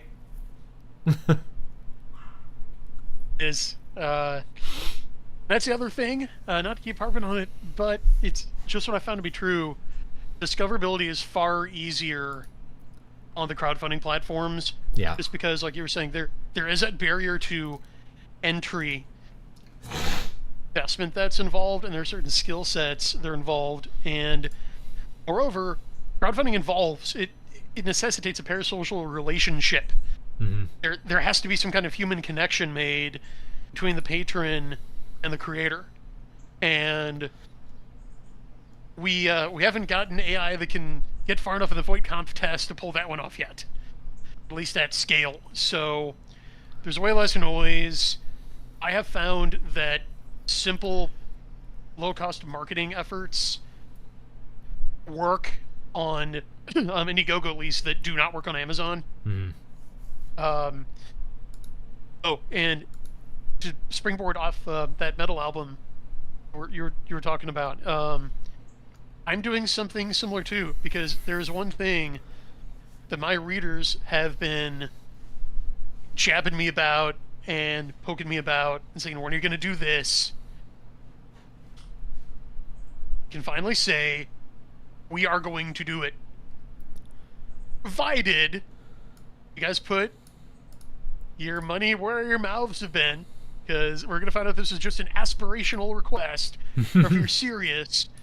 Because when we get to $9,000 for Lord of Fate campaign, you are going to get Burned Book audiobook. I will release it as an add-on. Okay, so that's the deal. These things don't grow on trees. Yeah. I'm going to pull the trigger. Audiobooks are pretty expensive to produce, so anyone who's kind of new, Brian and I have talked about this in our blogs for sure. I don't know if we talked about it on stream. I think audiobooks are great. The reason I don't produce more audiobooks is that they can be expensive to produce, and if you're not going to sell, basically if you're not going to generate enough revenue off the sale of that audiobook over time to justify the price, it's a losing proposition. Or if you do like the ACX split the royalties thing, you're really just underpaying your narrator. You're just never do that. Yeah, never, so you're never offer your royalties to anyone for years. And well, if it sells poorly, you've basically gotten a bunch of work out of a guy for free, and that's not good, right? And if it sells really well, then you're having to cut him in on it forever, which is also not good. It's much better to just do it as a work for hire arrangement, and do that work for hire arrangement when it is, feasible to do so, when it'll pay for its costs, when you'll be able to eventually get back into black for it. Another good example of that is artists, right? Yep. Like you're talking about working with Jesse. I was recently privy to a conversation between a super savvy marketing guy, like I won't name names, but this dude has taken a floundering RPG crowdfunder and come up with a marketing strategy from them that not only pulled their feet out of the fire at the midpoint of their campaign when you normally have a slump, but got them to $25,000. Okay, so this guy was talking with an artist of my acquaintance who was hired to produce art for a card game project, and the artist was wondering, oh well, should I ask for royalty share, or should I just ask for one-time upfront work for hire payment? And a marketing expert said, you want the one-time payment. I gotta tell you how many artists I've seen get screwed on that, just like you were talking about with the audiobook narrators, David. Like, yeah, they ask for a cut of the royalties, and then that never materializes. Yeah. The dog's trying to get in. Sorry for the rant. It's fine.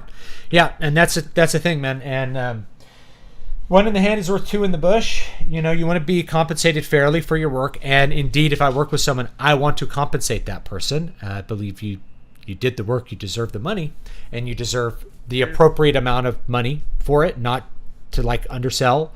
So I've always tried to treat people fairly, and unfortunately with ACX kind of profit share splitting, you're just not really doing a fair deal for everyone. So it's better to just pay directly and then make up the difference on the other side. That's going to be the more appropriate relationship. And it's probably the same way with art, right? Yeah. It's probably the same way with Which art. is why crowdfunding is really the way to make something like audio happen. Because to give you guys a peek behind the curtain, okay, for the narrator alone, like level, like basic professional work, you're talking like $25 an hour. Mm-hmm. And really, it's going to be more like 50. Okay, then you double that for the audio engineer. Okay, so how many hours is it going to take to read your book? Times right? 100. And yeah. And that's about. So if it's a 20-hour book, $2,000. There you go. Yeah. And earning that back, like I think ACX offers like 60% royalties. Yeah, that's going to take a while to earn back, and if you're doing a royalty split, it'll take even longer. Yeah. So you have to think about it like that. Yeah, I don't know. It's an important thing to think about whenever you're thinking of business. It's the same thing with book covers, and I point this out to people. You know, people who are new to it, because they love book covers, they aren't thinking of them as part of the package that sells the piece. They want to, you know, they're like, man, I love this Michael Whalen cover. I'll get Michael Whalen to do it. And they're like, he's $10,000. It's like, yes, but you can find good artists that are less, but even so, you need to budget a large amount if you want a painting of high quality. This is why most people do like Photoshop covers, or now do like AI and photocomp covers, is because they're cheap, and they need to be cheap because you're probably not going to sell that many books. So you need to pick the option that's going to be appropriate for the amount of books that you're going to sell in the genre that you're in, not shoot for the moon and hope that eventually people will buy the book, because especially if you're new to this, it's going to take a long time. We'll just put it that way, right? It's going to take a long time to get the money back on original art. So pick a cover that's going to be appropriate for the genre, that's cheap enough that you feel like you can make it back in a reasonable amount of time, not 50 years, hopefully, you know, and then that's the art that you should get. That's the kind of cover that you should get. So You're here. Yeah, but it's a criticism I get from some people that, like, I have cheap covers on some of the books. I'm like, well, you know, it's not like a heavy genre, hard-hitting book where I need a turbo awesome cover, because I don't expect that many people to buy it. So, or it's a short read. It's a 99-cent short read. Well, I'm making 30 cents a sale on that. That means if I sell 1,000 copies, I've gotten to $300. I can't really afford to pay an artist $500 for that cover. It's hard to sell 1,000 copies of a book. It's not that easy, guys. Yeah, I believe doing so puts you. Yeah, you're in like or Newpub. Yeah, you're like in the top like, probably, if you could sell 1,000 copies of a book, you're certainly in the top 90%, maybe even like top 1%. Most books, even they found out like some large percentage of traditionally published books sell like 12 or fewer copies, which was like, what? You know, but it's true. Like they print the book, they don't know how many people are going to buy it. They ship it to a store and no one buys it. They throw it in the dumpster and write it off as a loss. You don't really have that option as an indie author. You can't write your crap off at a loss. Yeah, I'm open to correction, but I'm pretty sure selling 500 copies would get a book into the top 1% of all books sold in a year. So, well, there you go. Pareto distribution. Just to keep things in mind, guys. And 500 copies is still hard to sell. It's not easy to sell 500 copies. That means 500 separate people are going to look at that book and decide to buy it via all the means that you do. It's not that easy. 500 is a lot of people. You know, I'm not. How many people are watching this stream? I don't know. I think it says 90 on my like thing. That's really good. That's a lot of people, as far as I'm concerned. I'm used to like 12 people watching. So when I do like the live rights, I have like 12 people that watch, and I don't know why they watch, but they like it. They like that I'm writing a book live, and I'm proving that I'm not a robot by doing that. Hopefully. But it's like the Truman Show, right? Some people just like to have you on. yeah, I've heard other people say they like the sound of the keyboard plus the ambient music that I put on. That it's just like really, they like writing at the same time. And it's like, it's really good kind of ASMR background stuff for when I'm writing. And people ask, hey, what do you do for your, when you're writing? And most of the time I'm in silence, but if I need something, I'll just tell you what I do. I'll link it. I have a whole channel of music that I basically made for myself to listen to. This sounds so self-incestual, but that's it. It's all ambient guitar music that, because I have bad tinnitus, I have noisy kids and noisy dogs that you've probably already heard. I just maybe need to tune that out. So I'll put that on. And if I need something distracting, this sounds weird. People are like, you need to be hyper-focused. I'm like, I am hyper-focused, but sometimes I like to have something that is an opportunity for me to disengage with the words on the page and look at something else. So I will put on, there's like a whole genre on YouTube of people like walking through cities. And that's the video.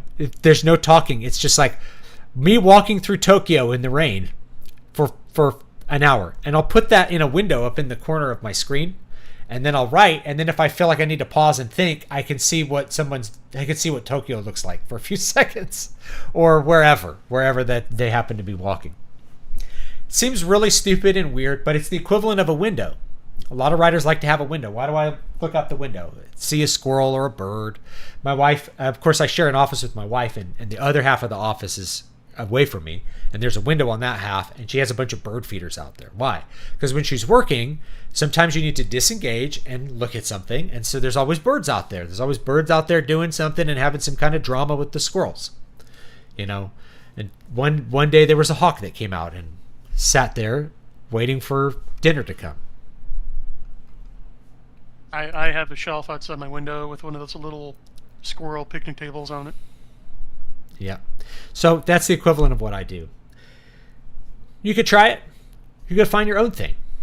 The point is that the music is really there to get rid of. It's to blend in the background, not to distract me, right? To provide something that's an opportunity to disengage, rather than distractions are bad. Controlled distractions, I think, are good. That's my personal philosophy, and I certainly don't have trouble like doing large volumes of work while having minimal amounts of distraction, right? Like I can stream me writing thousands of words while interacting with chat. So the idea that you have to lock yourself in like a painted room with zero kind of sensory input in order to do work, I don't think that that's true. At least it's not true for me. Let's see what chat says. Makes sense. Crowdfunding is definitely going to be a big player for the near future. Yes.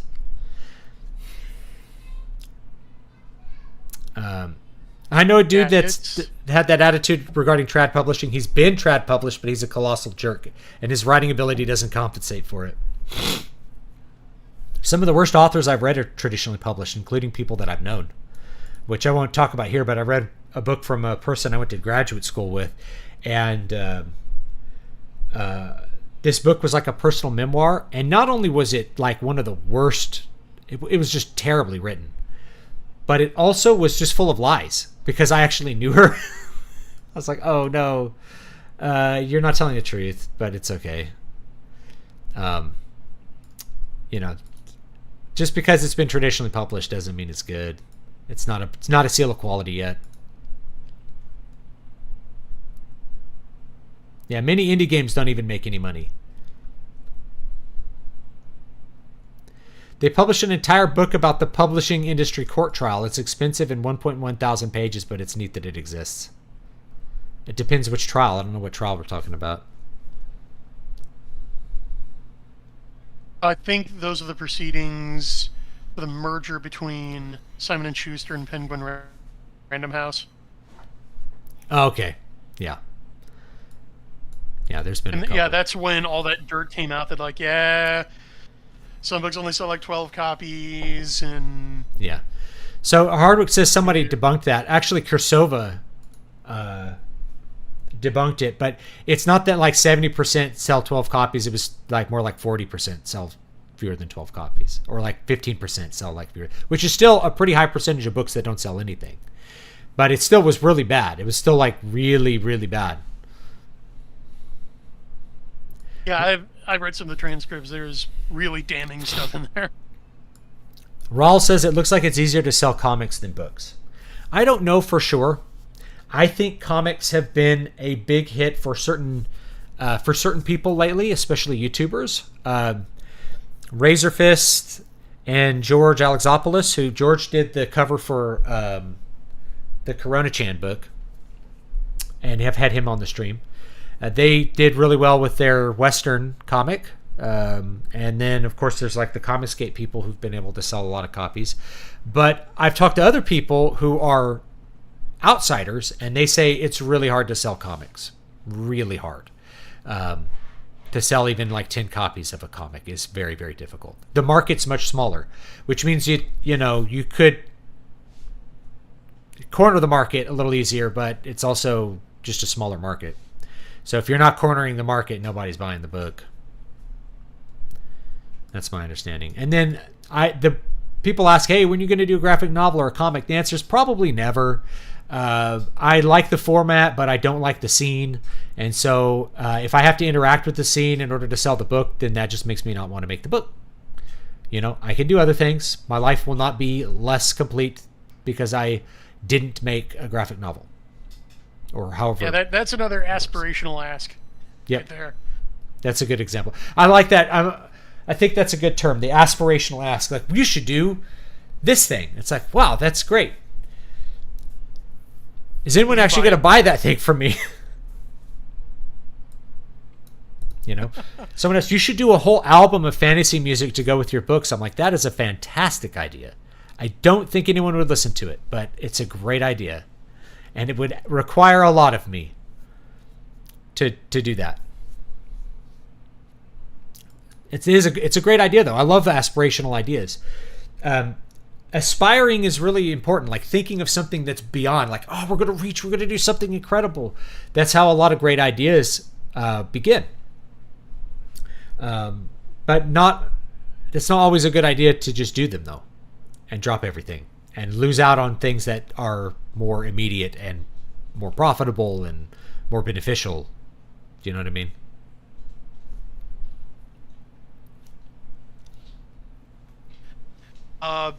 Because if you've got readers who are making those suggestions, that's good, because it means there are people who are engaged with your work, who like it, who want to see more of it. So it's really an author beware situation, not peasant approach, like dare to speak before you're spoken to situation. The risk comes in, unlike a lot of small businesses, new authors mistake aspirational requests for market research. Yeah. Because they're just anecdotal. You need to actually do the homework to find out if they're going to be worthwhile. Like I just did when I crunched numbers on audio with you. Well, adapting the Soul Cycle books into graphic novels, and they're similar. Like, I would need to hit a fundraising goal that is like 1 or 2 orders of magnitude higher than my book ones to pay for all that. Yeah, so that's just to break even. Yeah, that's the other thing about. It's going to take some groundwork first. Yeah, that's the other thing about comics, is that you see these big Kickstarter numbers, but you realize that they're selling the book for way over. They're selling the books for a high dollar amount in order to pay for things, and very often that the price of the book ends up being way over market price. So the floppy ends up costing $20 when a Marvel floppy is $5, right? So it's 4 times more expensive than the trad published counterpart in order to get the Kickstarter off the ground.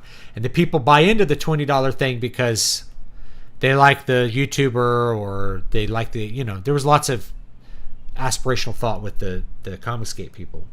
But yeah, you see big numbers, but then when you divide it down, you realize that like the cost of printing the book, and it ends up not making a whole lot of money for the creators, not nearly as much as you would think.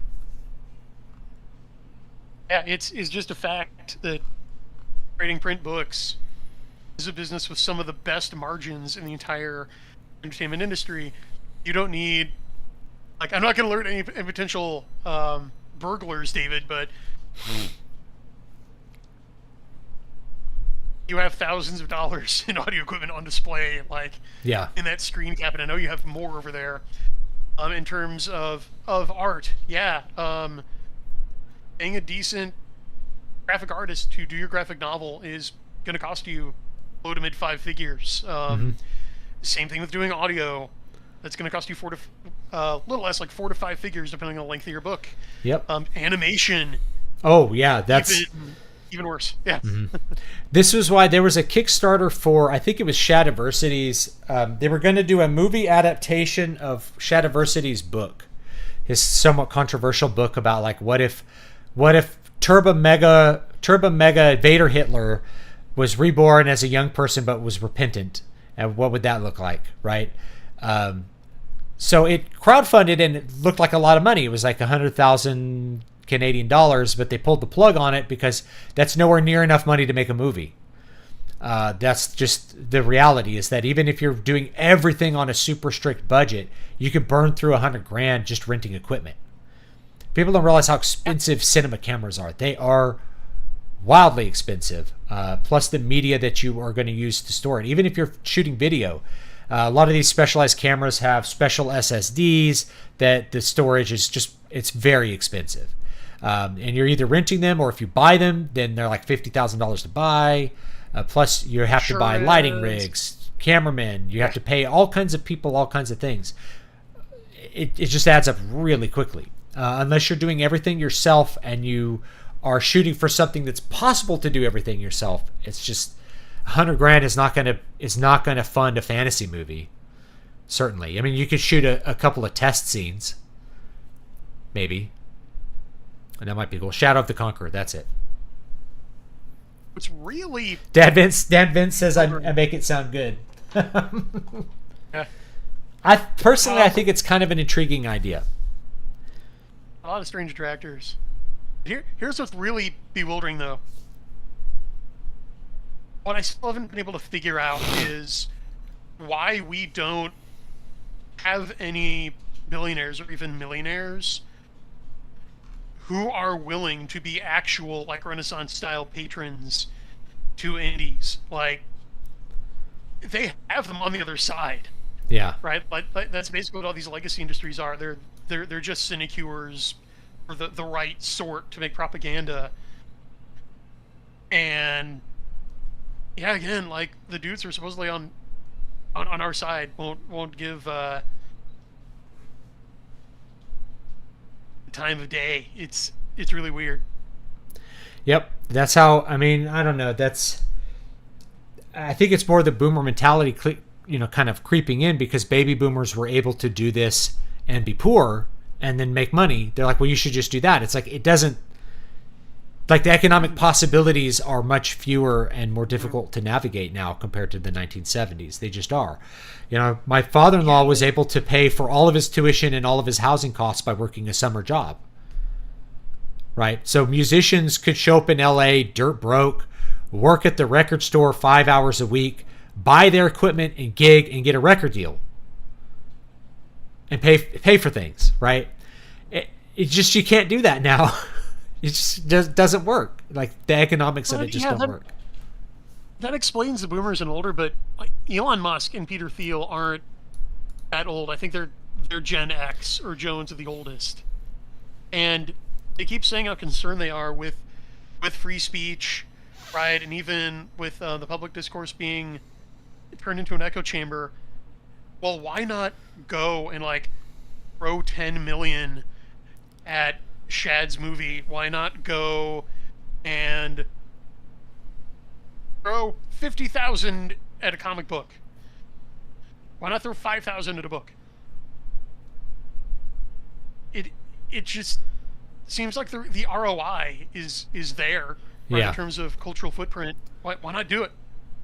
Well, Elon Musk, I think, has put his money where his mouth is, but not in the arts. He bought Twitter, which was a company which doesn't make money, and I don't think has ever made money. And I don't know if he's ever going to turn a profit with it. And his explanation for buying it was kind of twofold. Number one is, what else am I going to do with my money?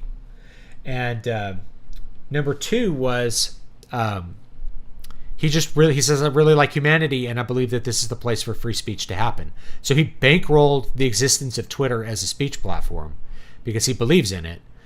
That is to me a magnanimous use of his resources, is to buy Twitter. And so it's necessary, but it's not sufficient is the problem, because he's laboring under the same big L liberal category error that underlies public square theory. Like, oh, if we just open up the public square and let everyone speak their ideas into it, eventually the cream will rise to the top. And no, it turns out it doesn't. We've tried for 300 years. And no, it's the guy with the most money, the loudest megaphone, that does it. So, yes, I respect him for opening up Twitter. I think he's sincere, but introduce the right content to it. Yeah. Or else the other side that is, they got a fire hose of content, they're going to flood the zone. They're going to shout everybody down. Yeah, so there's an interesting, I don't remember who was saying this, but I've heard some interesting discourse about kind of the future of tech. And we're actually kind of probably coming to the close of the tech explosion as far as technologies and platforms go. That is, we have the platforms, and now it's really all about the content. So it's what kind of content can you put on these platforms? And that's what really matters. Not so much what's the new platform we're going to make, and we're going to make a competing platform. It's all about how you make the content for those platforms. So spending a lot of resources to try to, for instance, develop a new Twitter is kind of pointless because you already have Twitter. So just buy Twitter and make Twitter good, right? And put good things on Twitter. So that's the part that you're talking about is the content. We need content to go on these platforms. Now there is I'm going to point, I'm not sure where I have it bookmarked. There is a YouTube channel that is completely just indie science fiction films, short films and things like that are made by people, maybe students or just independent filmmakers on a budget. I think it's really good to look at that stuff and see what people are doing within constraints and see what's possible. Because I don't think it's possible for us to make something on the level of Star Wars as far as the production quality goes. But that doesn't mean you can't tell something with a really, really, really good story with a more limited scope and budget. In fact, I think the main problem with Hollywood movies is that they've lost a lot of the quality when it comes to the story writing. Almost every time I review a Hollywood movie, the pluses are production, the minuses are story. They nail the production, they miss the story. So if you can do the story part really well and just do it, you can't do the production part well, but you could do the story part. And just pick a story you could tell without having to have a gigantic budget. It's tough. Yeah, the short film account is called Dust. Thank you. Something else from Chad that I'd like to confirm is back in the late aughts, early teens, I was pretty involved in my local independent horror film scene, and I was good friends with one director in particular. I made this super awesome demo movie to shop around to studios and producers to see if they would pick it up to create the full movie from. And yes, it was the Red Cam. One of the first HD digital cameras that a bunch of film students could pool their money and afford to rent for a weekend. Mm-hmm. So yeah, Red Cam is the name of the cam. Yep, that's it. That's the one I'm thinking of. But I mean, other ones are. There's lots of equipment that you end up renting, and in the old days, you used to rent a bunch of stuff for music production, and it would be ridiculously expensive. You'd have to. Rick Beato has a whole thing breaking it down. So people are how do you just spend $100,000 recording records? It's these are all the ways. It's you rented amps, you rented. You'd go into the studio as a band, and you'd be well, I have my rig, and they'd be well, we have a better one, we have this like hot rodded Mesa Boogie that you're going to plug into now, because I know how to work with it. And so, but you got to rent it for $150 an hour or whatever it is. You know, you have to rent the amps. You rented the microphones. You know, we've got these, you know, and some of these microphones, like if you were to try to buy them, they'd be $20,000. They're maybe more, right? And you rent them for $100 a day. You know, and you're in the studio for 30 days, so you end up spending $3,000 renting the microphones, and that all adds up. The other one was like, who had an article on this? It was Steve Albini, called "The Problem with Music." So you can look that one up, and it breaks down all of this stuff, just how expensive it can be to rent like high quality equipment.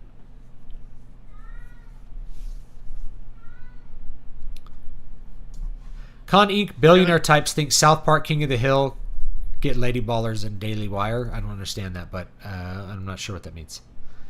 But I do think that like there's a focus on we should just do what South Park does. I don't know. I think we could think a little wider there. Yeah. Well, Zim Morrow makes a point like RWBY was originally like a 3D animation project. I also think like Red versus Blue was basically like machinima content.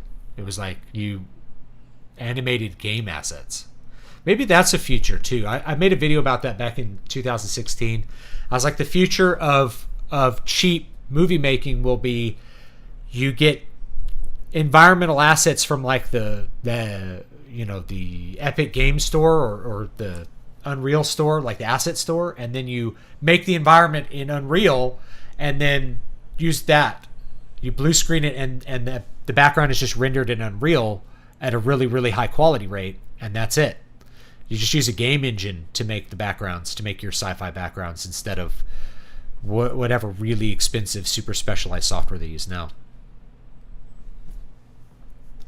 Yeah, Ruby, tragic tale of the fanboy who did good and then tragically lost him, and they just violated the corpse in every way possible. Yeah. And then they folded. Yeah, the cat is deaf. That's why he sounds like that, Mr. Reborn. He can't hear what he's saying. So he's very old, and he will sometimes wonder where people are, and he just meows really loud. That's just who he is.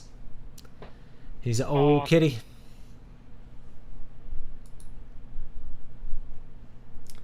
A little old kitty. All right, we have been going for 2 hours, so let's go ahead. Let's plug Brian's Kickstarter again. I'm going to link it one more time.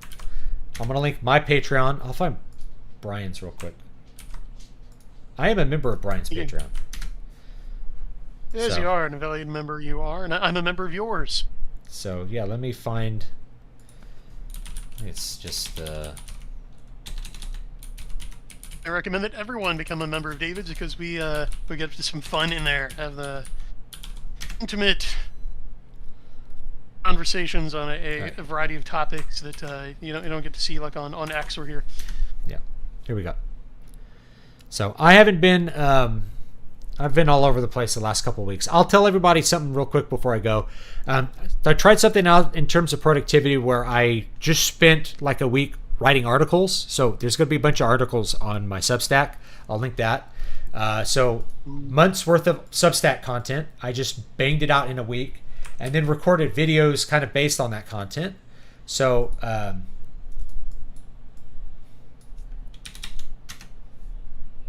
it is.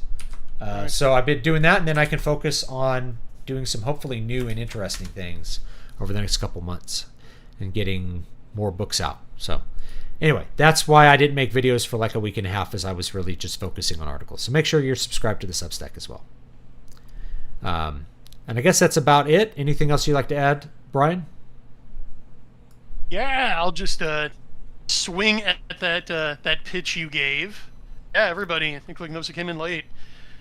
Lord of Fate, Archive Cycle Book 2, sequel to the Burn Book, launches on Tuesday. Go and follow the links that David posted in chat and below in the show notes to follow the campaign. Trust me, you are not going to want to miss one minute of the excitement. All Copies right. of the book early, getting the chance to be a character of the book, be a character who gets killed in the book, and make your own magic weapon or wheelbarrow or fishbowl, what have you. I'll write it into the book.